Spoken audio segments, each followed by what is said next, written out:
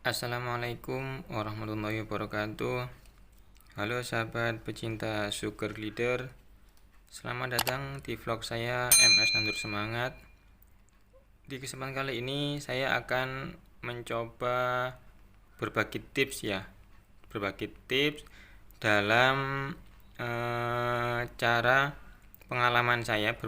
tips tentang pengalaman saya merawat Joy sugar glider yang mandiri ya. Kemarin ini sugar glider yang di depan saya ini umur 1 minggu OOP itu si induk tidak mau menyusui ya, ditinggal begitu saja. Akhirnya saya ambil dan saya rawat mandiri. Nah, adapun di kesempatan kali ini saya akan mencoba sharing sedikit pengalaman saya tentang merawat Joy sugar glider ini, dimana untuk yang kondisi saat ini sudah alhamdulillah udah bisa makan mandiri dan tidak dispet lagi ya. Namun yang mau saya bagikan adalah proses saya menghandle atau merawat Joy sugar glider ini waktu kondisi baru di reject sama induknya. Nah, poin-poin yang poin-poin penting dalam merawat Joy sugar glider itu untuk pengalaman saya sendiri ya kemarin, yaitu yang pertama adalah waktu pemberian pakan ya, dimana asupan nutrisi pakan itu untuk Joy sugar glider ini di umur segitu ya, di umur 1 minggu OP sudah tidak disusui sama induknya, maka kita sebagai pengganti si induk itu harus memperhatikan yang paling utama adalah waktu pemberian pakannya. Jadi kemarin pengalaman saya di merawat Joy sugar glider ini, yaitu waktu pemberian pakan itu ibarat selayaknya bayi pada manusia. Bayi itu kalau semisal dia nangis, itu kemungkinannya itu ada dua kemungkinan. Dia pup, maksudnya buang air besar atau buang air kecil, ataupun lapar. Nah dari hal itu saya coba praktekkan ya di Joy sugar glider ini. Kalau untuk hewan kan, kalau dia mau pup atau mau kencing ya tidak seperti manusia, jadi nggak harus nangis gitu, enggak kan. Tapi poin yang saya perhatikan adalah saya lihat dari sini adalah bayi kalau nangis itu lapar. Nah, saya lihat di Joy ini, ketika Joy ini ibaratnya bangun, dia kelihatan ada pergerakan, itu saya ibaratkan berarti Joy itu lapar, minta makan. Nah itulah waktu saya sebagai patokan untuk kapan saat saya harus memberikan Joy sugar glider ini asupan pakan, seperti itu. Nah, di kemarin itu untuk satu hari waktu pemberian pakan itu bisa jadi misal pagi itu jam 6 pagi, mungkin nanti jam 10 udah ada kelihatan pergerakan, saya berikan asupan pakan lagi. Nanti sekitar jam 2 ada pergerakan lagi, saya berikan pakan lagi. Nanti sekitar sore hari menjelang maghrib ada pergerakan, saya berikan pakan lagi. Dan yang terakhir adalah malam hari ya, kisaran jam 9 ataupun jam 10 malam itu saya berikan pakan lagi. Jadi kalau untuk waktu pemberian pakan itu kurang lebih satu hari itu bisa 4-5 kali ya untuk pemberian pakan kita di Joy sugar glider ini, seperti itu. Jadi kalau di rata-rata jam itu kisaran 3-4 jam ya sekali kita berikan asupan pakan di sugar glider yang kemarin di reject dan kita rawat mandiri. Itu poin dalam pemberian pakan ya. Kemudian pakan apa yang saya berikan, yaitu yang saya berikan adalah karena kondisi kayak saya tinggal sendiri di Tanjung ya, untuk pet shop yang khusus sugar glider pun juga tidak ada di sini di area sekitar tempat tinggal saya. Jadi saya berikan asupan bubur ya. Bubur bayi itu saya encerkan, kemudian saya taruh di alat spatnya, baru saya berikan ke sugar glider, Joy sugar glider ini. Untuk video pemberiannya ada ya, sudah ada di video saya sebelumnya. Nah, kemudian berikutnya, untuk yang berikutnya, ini sambil saya buka ya. Untuk yang berikutnya adalah ini ya.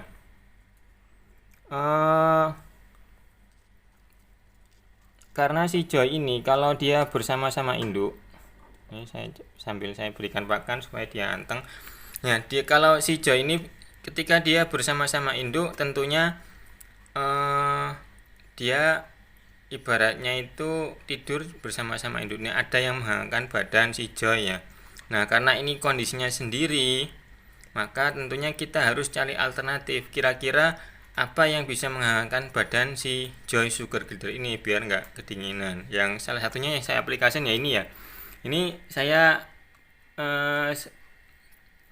taruh tisu kering ya di dalam sleeping pouch-nya si sugar glider ini. Kebetulan di sini saya menggunakan batok kelapa, jadi untuk tisu-tisunya saya masukkan di batok kelapa ini, dan nantinya si Joy sugar glider ini tidur menyelinap ya, menyelip di seputar tisu-tisu yang saya sediakan ini yang kedua. Kemudian hal lainnya lagi yang perlu kita perhatikan adalah penempatan ya, penempatan untuk Joy sugar glider. Nah, di sini karena kondisi Joy itu waktu itu masih baby sekali ya, masih Joy, dan itu kan padanya itu rawan sekali dengan udara dingin sekitar, maka saya coba menempatkan Joy ini di dalam rumah ya, tidak saya taruh di luar rumah. Saya taruh di dalam rumah, dimana kondisi suhu ruangan itu ya seperti halnya saya tinggal di dalam rumah, seperti itu ya, tidak ditaruh di luar rumah. Kalau kita taruh di luar rumah, khawatirnya kondisi udara sekitar itu cukup dingin, si Joy ini tidak mampu untuk menahan hawa dingin udara luar, maka itu bisa juga memungkinkan untuk si Joy tersebut mati ya, seperti itu. Jadi faktor-faktor yang ibaratnya yang perlu kita perhatikan dalam merawat Joy sugar glider yang di reject sama induknya, yang pertama, kalau saya ambil kesimpulan ya dari pengalaman yang sudah saya lakukan, yaitu waktu pemberian pakan. Itu yang pertama ya, waktu pemberian pakan yang diberikan itu apa, kondisinya seperti apa. Nah, kemarin yang ini ya, dalam mencek waktu kita membuat bubur ya, bubur bayi ini agak encer ya, karena kondisi di umur segitu kan si Joy ini hanya bisa ibaratnya itu menelan itu belum bisa banyak ya, namun hanya menjilat-jilat sedikit. Makanya dalam kita membuat asupan bubur untuk asupan pakan, yaitu bubur bayi, kita bikin agak sedikit encer dan menggunakan air hangat. Nah, itu ya, itu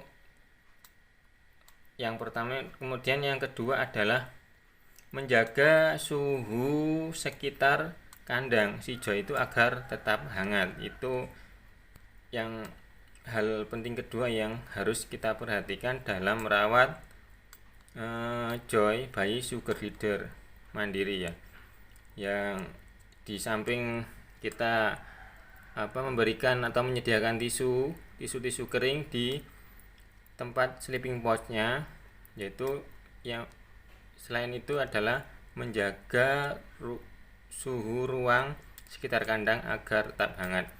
Kalau saya tidak menggunakan lampu, namun saya taruh si sugar glider ini di dalam rumah, di tempat saya tinggal yang sekiranya ruangan itu nggak terlalu dingin ya, ibaratnya hangat lah, meskipun tidak saya sediakan lampu di kandangnya. Karena kemarin bukan kandang ini ya, kandangnya agak cukup besar, karena saya ini ganti karena kandang satunya saya pakai, makanya saya rolling untuk kandangnya. Ya mungkin itu ya sedikit tips pengalaman saya dalam merawat Joy Sugar Glider mandiri yang di reject sama induknya. Dan alhamdulillahnya kemarin waktu di umur Joy 1 minggu itu, si Joy ini sudah bisa, mulutnya itu sudah terbuka ya, jadi kita itu tidak terlalu kesulitan dalam memberikan asupan pakan. Jadi sekiranya pakan itu kita tekankan dengan mulutnya, maka si Joy ini akan berusaha untuk menjilat bubur yang kita buat di alat spet kita, seperti itu. Nah, selain menjaga kondisi suhu ruang di sekitar kandang agar tetap hangat. Oke, mungkin itu sedikit video share pengalaman tips dalam merawat Joy Sugar Glider yang di reject sama induknya agar bisa bertahan ya, dan bisa makan mandiri. Dan alhamdulillah ini untuk umur Joy-nya sudah 1,5 bulan ya, 1,5 bulan, dan kondisinya seperti ini. Meskipun tubuhnya kecil, namun saya sudah cukup bersyukur, alhamdulillah saya sudah bisa merawat Joy mandiri yang sempat di reject sama induknya. Bahkan di awal itu saya sempat ragu ya, apakah kira-kira bisa nggak ya saya merawat Joy yang di reject sama induknya ini mandiri dan sekiranya bisa bertahan sampai dia makan sendiri, tidak dispen. Dan alhamdulillah dengan bismillah dan keyakinan saya untuk bisa, alhamdulillah akhirnya saya bisa merawat si Joy Sugar Glider ini sampai kondisi saat ini ya. Mungkin itu dulu sedikit review tips merawat Joy Sugar Glider yang di reject sama induknya ya. Bagi teman-teman yang suka dengan video ini ataupun merasa video ini bisa bermanfaat, jangan lupa subscribe, like, and comment agar kita bisa berkembang dan terus maju dalam menyajikan ataupun sharing tentang Sugar Glider ke depannya. Dan bagi yang sudah subscribe ataupun sudah klik video ini, saya ucapkan terima kasih. Assalamualaikum warahmatullahi wabarakatuh. Salam pecinta Sugar Glider.